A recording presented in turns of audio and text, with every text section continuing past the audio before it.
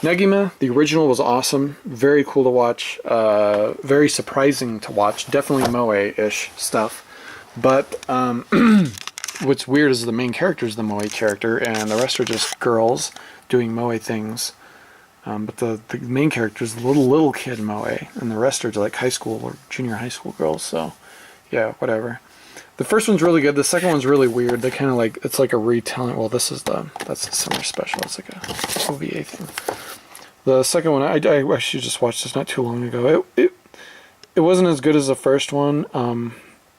They kind of put it into a different, they just, it's a retelling. They retell it in a different kind of universe, in a different setting. Same concept, same theme, but I don't know, they just kind of mix things up a bit more, and they put some magical girl stuff in it, which is kind of okay. Maho Yugi, this is weird. I mean, I don't know entirely the backstory in this, like the manga it came from and stuff like that, but they're like, it seems more like a shorts thing, like Azumanga Daioh that I absolutely completely skipped over when I was in there earlier. But everyone's seen Azumanga Daioh. It reminds me of Azumanga Daioh, like a bunch of little shorts,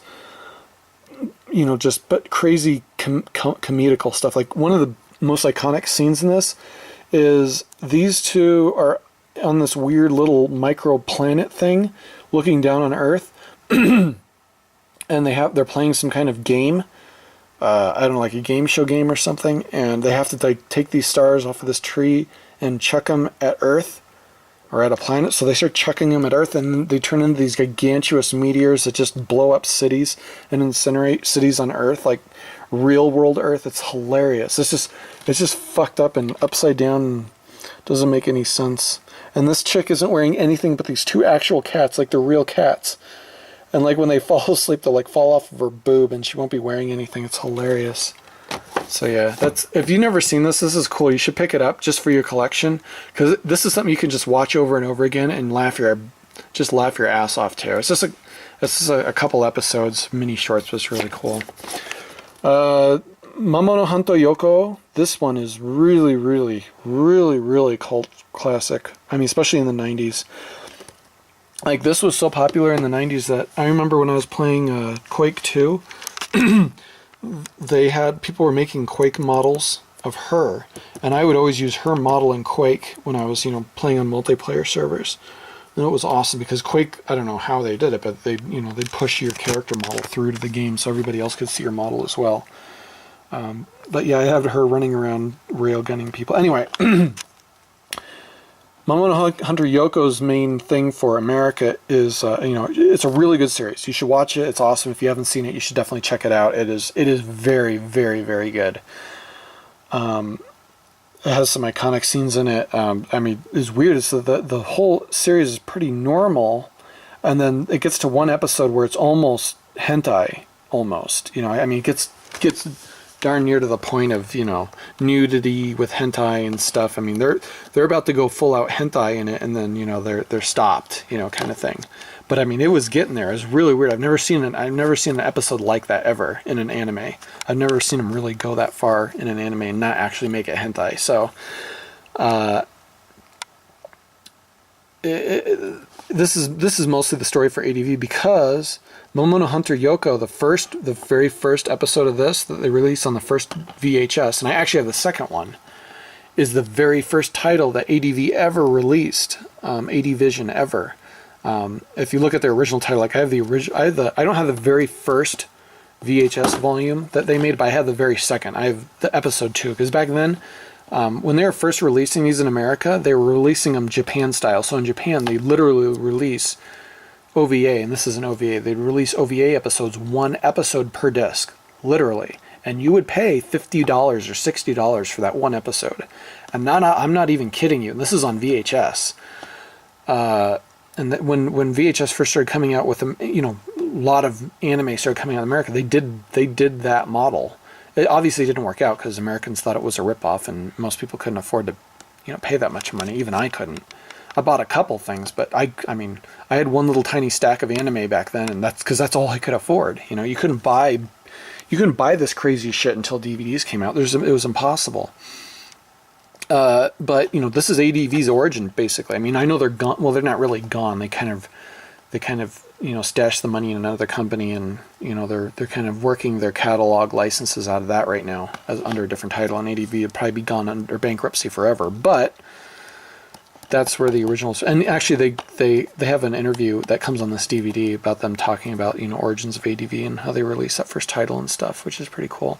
But I didn't know that, but it was kind of cool. I actually still have, because of that, I still have that Volume 2 Devil Hunter Yoko VHS because it was ADV's origin. And I think that was pretty cool. Momono Hunter Yoko. This is a second set of OVA. Really cool stuff. Momono Hunter Yoko is awesome. You guys definitely gotta see it. Maps, awesome. Not a lot of people have seen this. This is very, very, very 90s. This is like early 90s. Awesome opening theme. Really good. It's pretty much a movie. It feels more like an OVA, but I think it's a movie.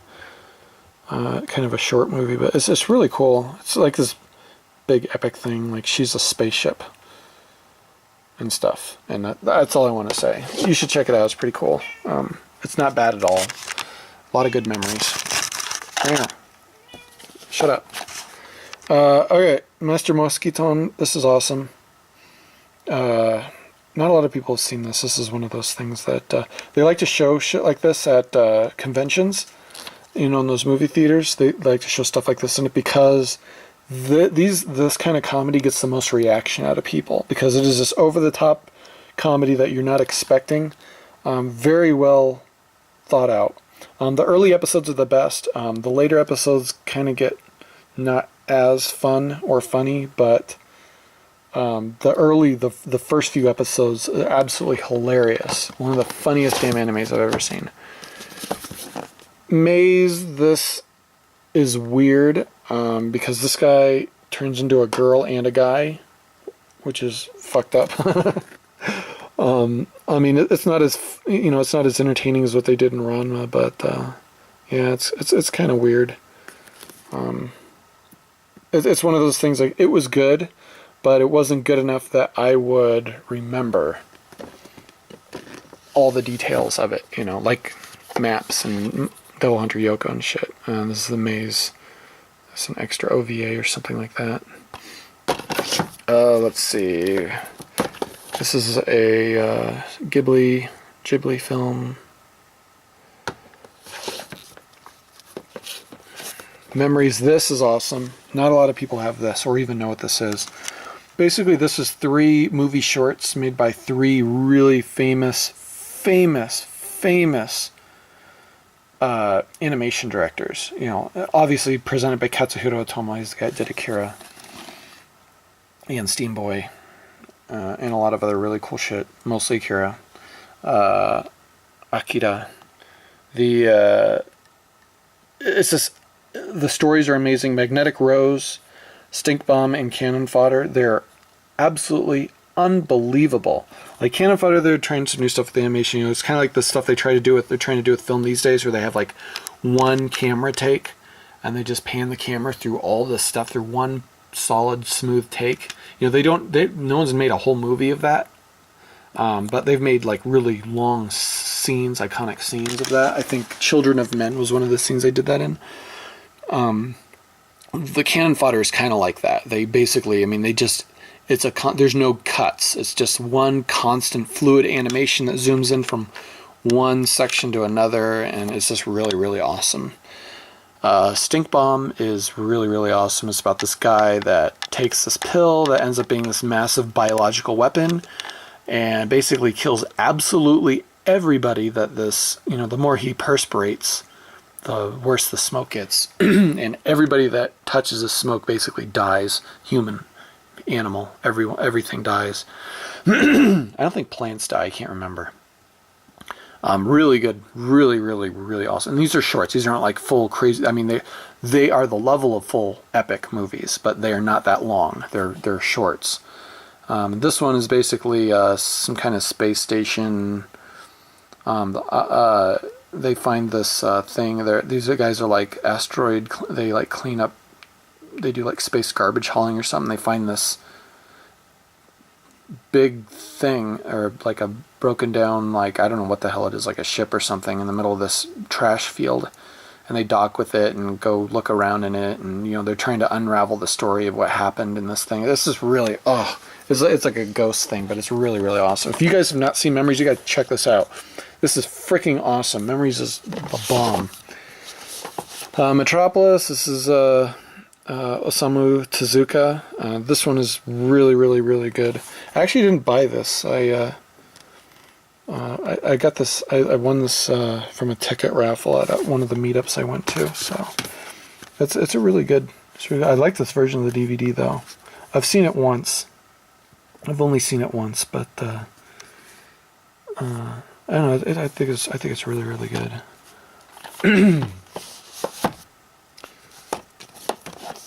Mononoke Hime. Oh god, this is my second favorite Miyazaki film, but oh god, I mean, it's so good. I can't tell you enough how good this movie is. Oh, it's amazing. When this movie first came out, I heard about it. I mean, this is one of those things that I heard about long before it even released in Japan on the big screen. I heard about its making and stuff, like Miyazaki is making a movie, a rated R movie.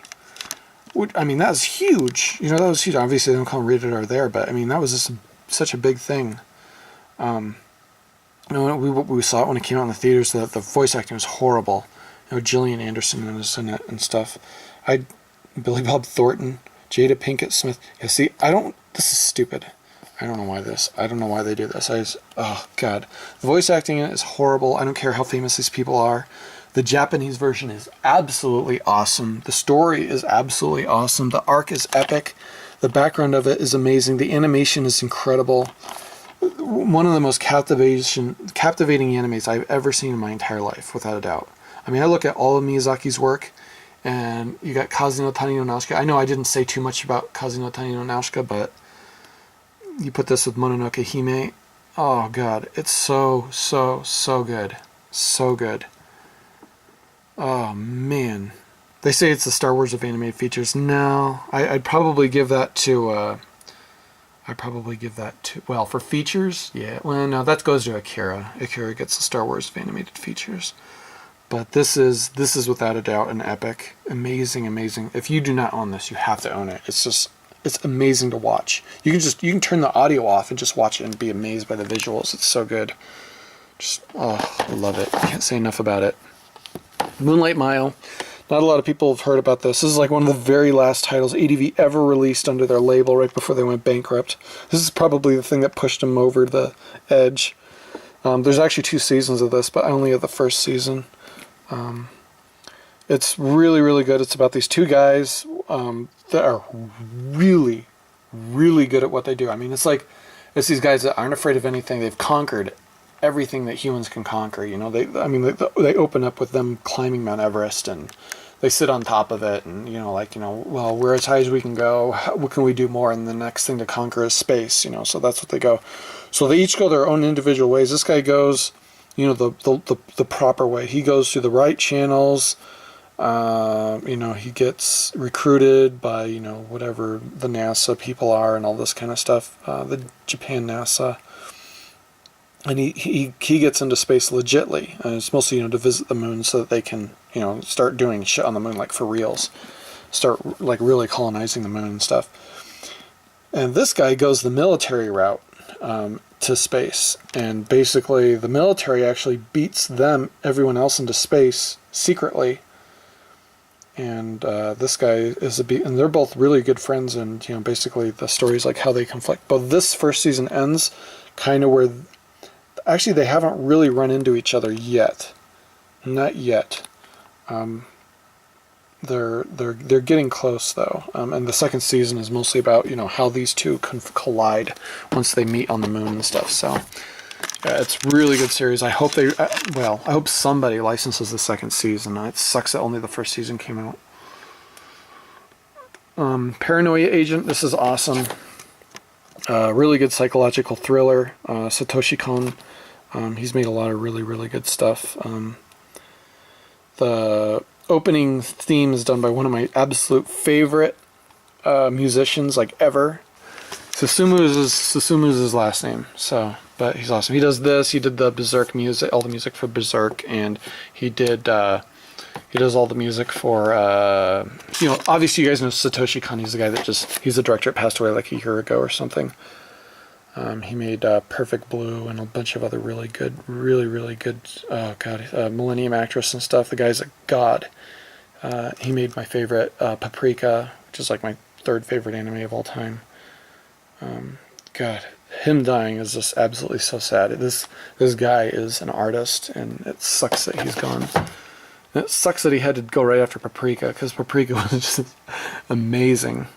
So him, and then you got Susumu, and him and Susumu always did a lot of projects together, but Susumu I love. Infinite Revius, this is one of those, big epic adventure arcs, and that's kind of weird. Again, one of those animes that I saw a long time ago when I bought it, and it wasn't so amazing that I'd watch it again and stuff. Musekinin something, that's why it's an M. Really good, really funny. Spaceships and comedy and all this kind of stuff. It gets serious at times, but it's kind of like a relationship slash cultural, diplomacy anime with comedy mixed in and aliens and all this other fun stuff. So it's really fun to watch. This is obviously Right Stuff release title. Right Stuff remastered this. And they wanted you to send in all the discs from this, and they'd ship you out the, basically the remastered replacements for it, but I never did it, so yeah, I kind of missed out on that, but whatever. It's not terrible. Mushishi, oh god, this is definitely my top 10, without a doubt. Oh, if you guys have not seen Mushishi, you need to go buy it right now. It's that good. It is awesome. It is probably the best ambient atmosphere movie or animation series I have ever seen, ever. I love just listening to it and watching it, and just his calm voice, and how it's presented in the music, and everything's just so calm and relaxing.